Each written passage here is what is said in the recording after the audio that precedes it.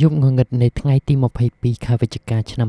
2010មានហេតុការណ៍ដ៏រន្ធត់មួយដែលធ្វើឲ្យមនុស្សរាប់រយនាក់បានបាត់បង់ជីវិតដោយសារតែការរត់ជន់គ្នានៅលើស្ពានពេជ្រនៅតំបន់កោះពេជ្រក្នុងរាជធានីភ្នំពេញហេតុការណ៍នេះបានបង្កឲ្យមានការភ័យតក់ស្លុតទូទាំងប្រទេសនិងបង្កើតជាជំនឿថាត្រូវតែសែនព្រេនដើម្បីជូនដំណើរវិញ្ញាណក្ខន្ធអ្នកស្លាប់ទាំងនោះឲ្យបានទៅកាន់សុគតិភពប្រជាជននៅគ្រប់ខេត្តក្រុងស្រុកបាននាំគ្នាទិញចេកណាំវ៉ាទឹកទៀនធូបនិងគ្រឿងសែនព្រេនផ្សេងៗមកដាក់នៅមុខផ្ទះដោយមានជំនឿថាប្រសិនបើមិនសែនទេនឹងត្រូវព្រលឹងខ្មោចទាំងនោះមកលងបន្លាចមេឃងងឹតស្រទុំដោយពពកខ្មៅខ្យល់បក់ផាត់យ៉ាងខ្លាំងធ្វើឲ្យស្លឹកឈើញ័រឬសូរប្រោកប្រាក់ដែលកាន់តែធ្វើឲ្យបរិយាកាសមានភាពគួរឲ្យព្រឺឆ្អឹងខ្នងខ្ញុំត្រូវទៅដើរតាមភ្លើងងងឹតមួយត្រឡប់ពីផ្ទះមកវិញបន្ទាប់ពីទិញចេកតាមការប្រាប់របស់ម្ដាយដែលគាត់ចង់យកទៅធ្វើពិធីសែនព្រេននៅពេលដែលកាត់ផ្លូវលំដែលមានដើមឈើធំដុះពីក្រោយដែលមើលទៅកាន់តែងងឹតខ្លាំងឡើងមានតែពន្លឺខ្សោយពីទៀនធូបដែលអ្នកភូមិដាក់សែនមុខផ្ទះស្រមោលដើមឈើដែលរលាស់ដោយខ្យល់មើលទៅដូចជារូបរាងខ្មោចកំពុងរាំធ្វើឲ្យខ្ញុំកាន់តែមានអារម្មណ៍មិនស្រួលស្រាប់តែខ្ញុំបានឮសំឡេងស្រែកដោយការឈឺចាប់សំឡេងនោះធ្វើឲ្យខ្ញុំភ្ញាក់ផ្អើលយ៉ាងខ្លាំងបេះដូងខ្ញុំលោតញាប់ដូចជាចង់ហោះចេញពីទ្រូងដោយសារតែពេលនោះមិនសូវមានមនុស្សដើរតាមផ្លូវនោះទេខ្ញុំឈប់ជំហានភ្លាមព្យាយាមស្ដាប់សំឡេងនោះម្ដងទៀតសំឡេងស្រែកធ្ងរដោយការឈឺចាប់នោះកាន់តែខ្លាំងឡើងហាក់ដូចជាកំពុងអង្វរកសុំជំនួយខ្ញុំឈរស្ទាក់ស្ទើរមួយស្របក់មិនដឹងថាគួរដើរទៅមុខឬក៏ត្រឡប់ក្រោយដោយក្តីភ័យខ្លាចលាយឡំនឹងការព្រួយបារម្ភខ្ញុំបានប្រមូលភាពក្លាហានដើរទៅរកប្រភពសំឡេងម្ដងនេះខ្ញុំឃើញរូបរាងបុរសម្នាក់កំពុងដេកបត់បែនដោយការឈឺចាប់នៅលើដីពេលខ្ញុំដើរកាន់តែជិតស្រាប់តែខ្ញុំឃើញទិដ្ឋភាពដ៏គួរឲ្យរន្ធត់មុខមាត់របស់បុរសនោះពេញទៅដោយឈាមស្រស់ដែលកំពុងតែហូរចេញពីមុខរបួសជាច្រើនកន្លែងសម្លៀកបំពាក់របស់គាត់រហែករយ៉ៃជោកជាំទៅដោយឈាមនិងដីជើងដៃទាំងសងខាងមានស្នាមរបួសជាំ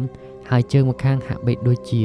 បាក់ខ្ទេចខ្ទីអស់ភាពងងឹតនិងពន្លឺខ្សោយពីទៀនធូបនៅឆ្ងាយកាន់តែធ្វើឲ្យទិដ្ឋភាពនោះមើលទៅគួរឲ្យរន្ធត់ខ្លាំងឡើងដោយភាពភ័យរន្ធត់ដល់កំពូលខ្ញុំបានស្រែកយ៉ាងខ្លាំងហើយរត់ចេញពីកន្លែងនោះយ៉ាងលឿនខ្ញុំមិនហ៊ានងាកក្រោយមើលទេព្រោះដឹងច្បាស់ថាវាជាខ្មោចអ្នកស្លាប់នៅលើស្ពានពេជ្រមកលងបន្លាចយកជីវិតរបស់ខ្ញុំជើងរបស់ខ្ញុំសឹងតែមិនអាចរត់បានដោយសារតែភាពភ័យខ្លាចធ្វើឲ្យជើងទន់ដូចត្រប់បេះដូងខ្ញុំលោតខ្លាំងរហូតដល់ឈឺទ្រូង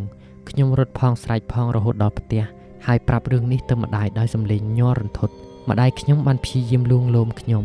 និងប្រាប់ថាប្រហែលជាខ្ញុំស្រមៃទេប៉ុន្តែខ្ញុំនៅតែភ័យខ្លាចមិនហ៊ានចេញពីផ្ទះទេព្រោះខ្ញុំច្បាស់ខ្លាំងណាស់ថាខ្ញុំបានឃើញច្បាស់ផ្ទាល់ភ្នែកមែនមិនមែនរវើរវាយនោះទេយប់នោះខ្ញុំគេងមិនលក់សោះរាល់ពេលបិទភ្នែកខ្ញុំឃើញតែមុខបុរសដែលពោពេញទៅដោយឈាមនោះសំឡេងស្រែកធ្ងររបស់គាត់នៅតែបន្លឺឡើងកងរំពងក្នុងខួរក្បាលរបស់ខ្ញុំលុះព្រឹកឡើងពេលព្រះអាទិត្យរះខ្ញុំទើបដឹងពីអ្នកភូមិមកថាបុរសនោះគឺជាអ្នកជិះម៉ូតូស្រវឹងម្នាក់ដែលបានដួលរងរបួសនៅនឹងកន្លែងនោះមិនមែនជាខ្មោចដូចដែលខ្ញុំបានគិតនោះទេគាត់ត្រូវបានគេដឹកទៅមន្ទីរពេទ្យហើយសប្តាហ៍ថ្ងៃនេះគាត់បានជាសះស្បើយហើយប៉ុន្តែទោះបីជាយ៉ាងណាបទពិសោធន៍នៅយប់នោះបានធ្វើឲ្យខ្ញុំមានការភ័យខ្លាចជាខ្លាំងនិងមិនហ៊ានដើរម្នាក់ឯងនៅពេលយប់ទៀតឡើយជាពិសេសនៅពេលដែលដើរកាត់ផ្លូវនោះខ្ញុំតែងតែនឹកឃើញដល់ហេតុការណ៍នោះនិងមានអារម្មណ៍ថាមានអ្វីមួយកំពុងតាមខ្ញុំពីក្រោយជានិច្ចមានរឿងរ៉ាវមួយទៀតក៏គួរឲ្យព្រឺឆ្អឹងខ្នងដែរយប់នោះជាយប់ចុងក្រោយនៃការលក់ចេកពេញមួយថ្ងៃដែលមានតែពន្លឺខ្សោយពីអំពូលតូបចាស់របស់នាងសុខាម្ចាស់តូបវ័យក្មេងកំពុងរៀបចំប្រមូលចេកដែលនៅសល់ដាក់ក្នុងកន្ត្រកខណៈដែលអ្នកដើរទិញចេកយកទៅសែនព្រេនកាន់តែតិច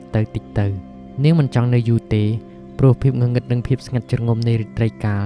ធ្វើឲ្យនាងមានអារម្មណ៍មិនស្រួលខណៈដែលនាងកំពុងរាប់លុយដែលរកបានពេញមួយថ្ងៃស្រាប់តែមានសំឡេងស្រីម្នាក់និយាយខ្សឹបថាបងស្រី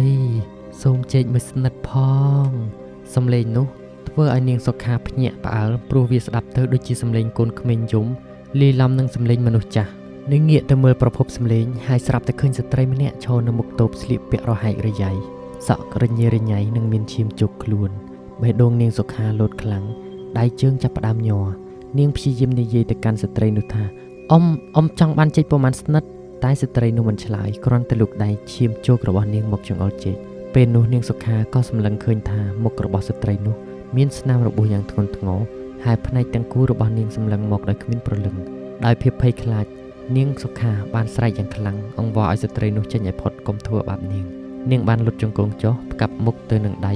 អង្វរក៏យ៉ាងខ្លាំងមួយសន្ទុះក្រោយមកនាងឮសូរសំឡេងអ្នកភូមិម្នាក់រត់មកពេលនោះនាងងើបមើលឡើងវិញស្ត្រីនោះក៏បានបាត់ខ្លួនទៅហើយព្រឹកឡើងនាងទើបដឹងពីប៉ូលីសថាស្ត្រីដែលមកសុំជែកនោះគឺជានាងភិនជាស្ត្រីវិកលចរិតម្នាក់ដែលរស់នៅក្នុងភូមិជិតនោះនាងត្រូវឡានបុកនៅពេលដែលកាត់ផ្លូវហើយត្រូវបានគេដឹកទៅសង្គ្រោះនៅមន្ទីរពេទ្យទាន់ពេលវេលានាងមិនមែនជាប្រលឹងខ្មោចពីស្ពានពេជ្រដូចដែលនាងសុខាបានគិតនោះទេហេតុការណ៍នេះបានបង្ហាញឲ្យឃើញថាជំនឿដែលថាប្រលឹងខ្មោចស្ពានពេជ្រមកលងសុំជែកហូបនោះគ្រាន់តែជាការភ័យខ្លាចហួសហេតុ